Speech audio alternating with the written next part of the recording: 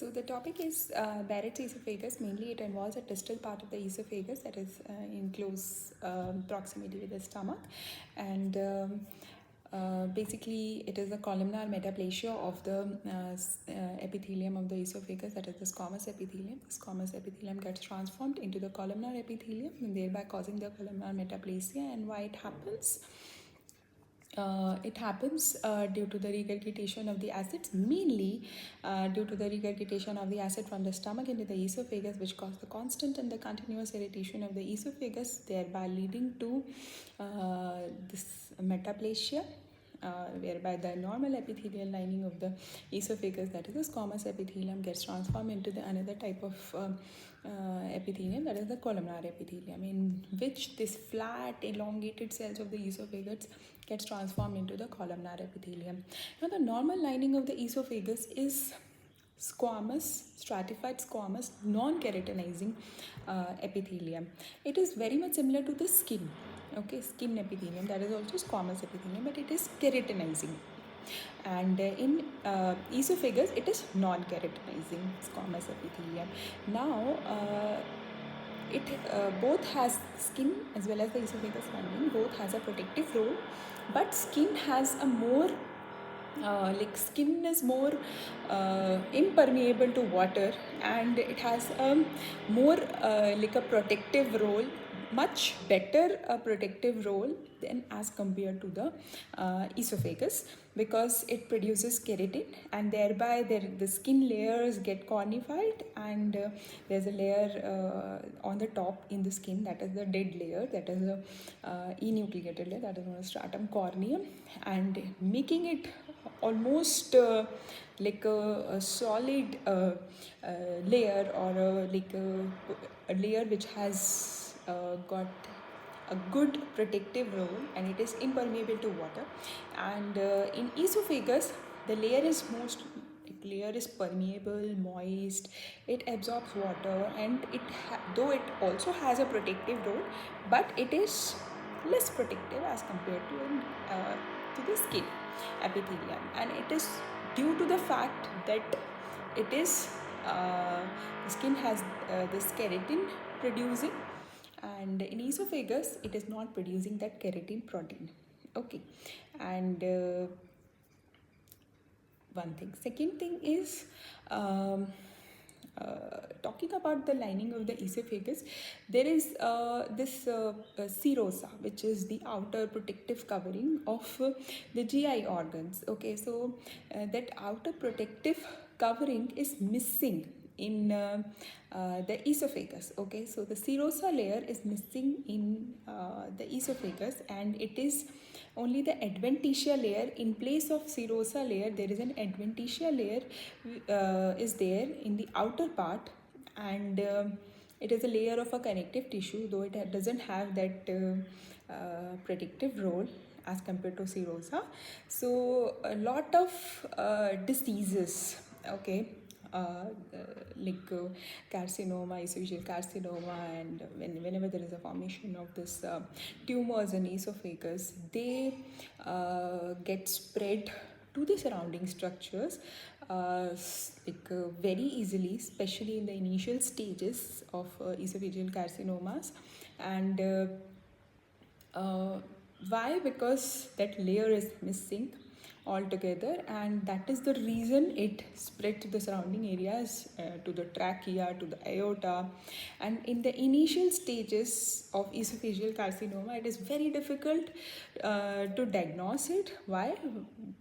Because there are no symptoms at all, and there are no dysphagia symptoms, there is no difficulty in swallowing, because the spread of the tumor is mostly in the surrounding areas.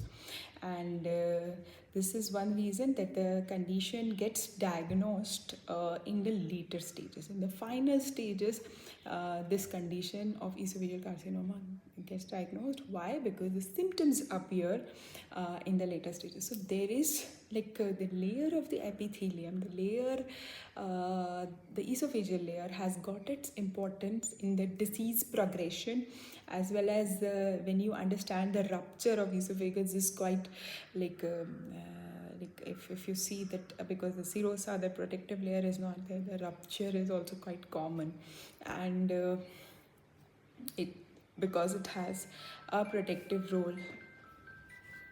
Second. So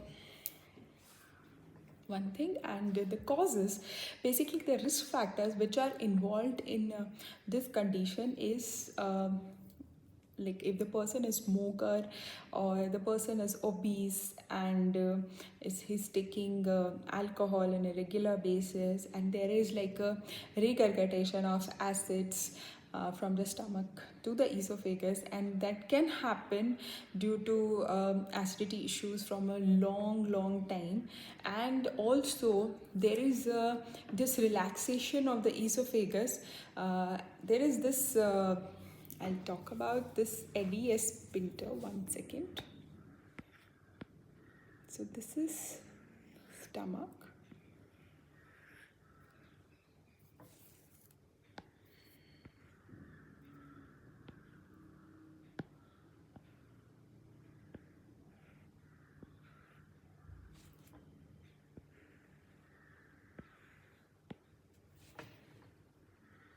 So here there is a guard, there is a sphincter that is known as lower esophageal sphincter, cardiac sphincter.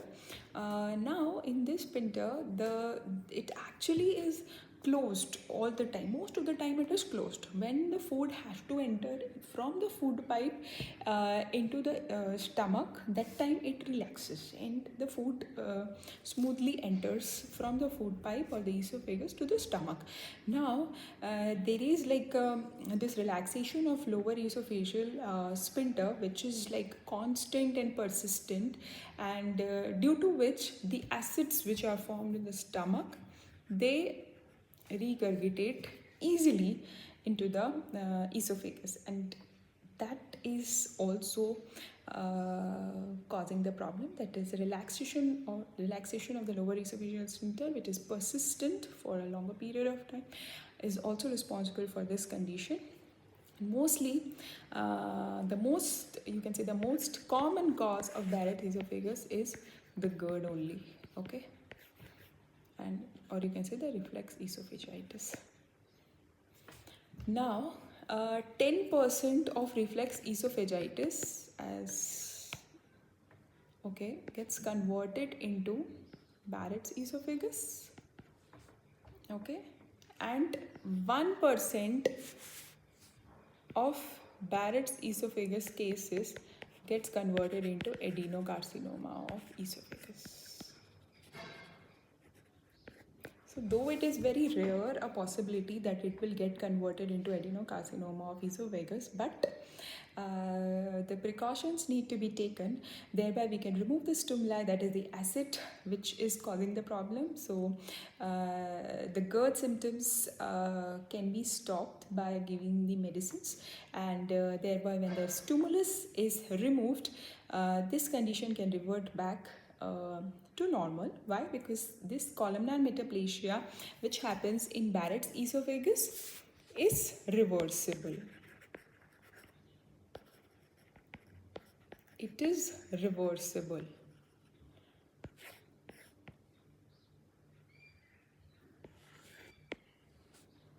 When the stimuli is removed, it gets normalized. Okay, so how we can, this was all about a brief about Barrett's esophagus. I'll just talk about how we can diagnose it through X-ray first, because X-ray is a non-invasive procedure and this can be done very easily, and this is actually, it can help in diagnosing it. Okay, it can help in screening basically. Okay, so I'll just show the X-ray how it looks like.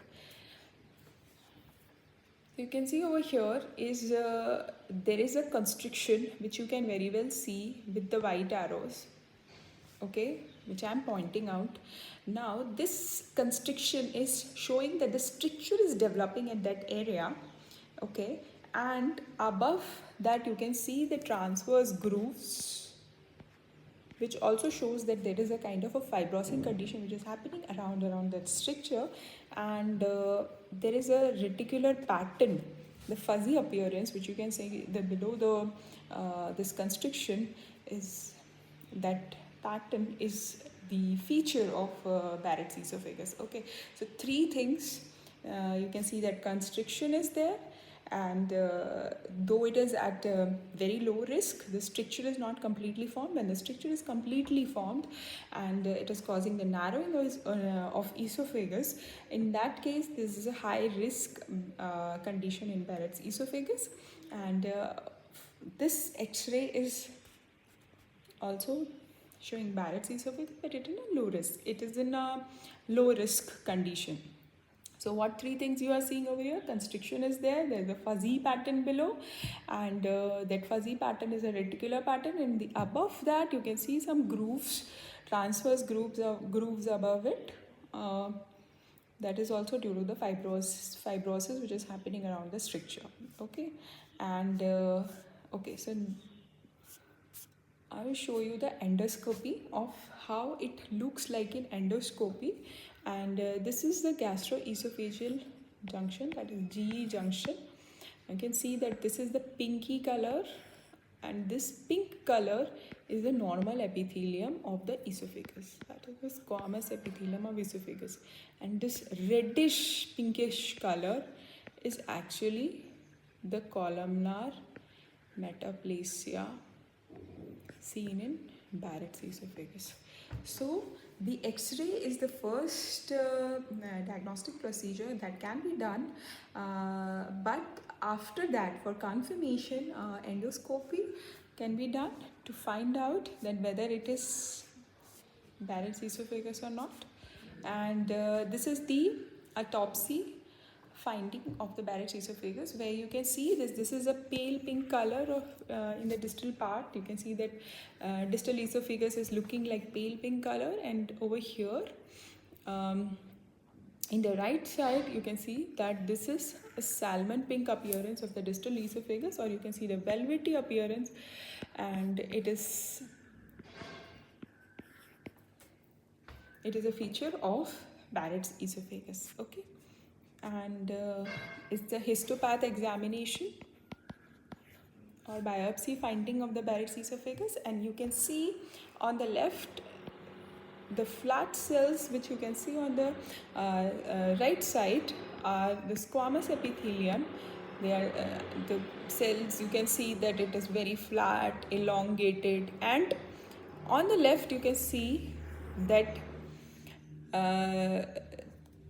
the columnar epithelium. Okay, and you can see that there is a specific pattern over here, whereby you can see that there is this columnar cells, column like cells, and there is nucleus inside it, and there is a vacuole which contains this mucin, and this is known as this mucin containing vacuole is known as goblet cells, which is a specific feature of this columnar epithelium. So you can see on the right side there's a squamous epithelium which is getting transformed into columnar epithelium, and this columnar metaplasia is the hallmark of Barrett's esophagus. Now over here you can see in the next picture that if you want to stain the mucin, you can use this stain that is Alcian blue, and the mucin will appear blue in color with this stain, and you can just see over here.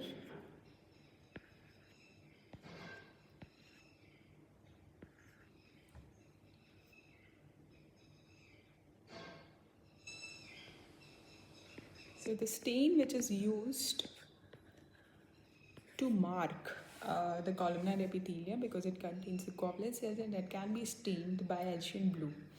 Okay.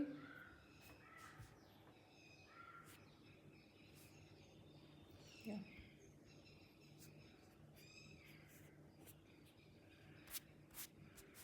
So So this was all about the Barrett's esophagus and how we can diagnose. And the gold standard procedure for diagnosing the Barrett's esophagus is the histopath examination, that is a biopsy, because it is like 100%. It gives 100% confirmation whether you are because biopsy is like 100% confirmation of the disease itself. So yeah, that is the gold standard procedure. Screening methods, we can use x-ray and our endoscopy, and yeah, so those things can be done, and the confirmation and the gold standard will be the biopsy. Okay, thank you.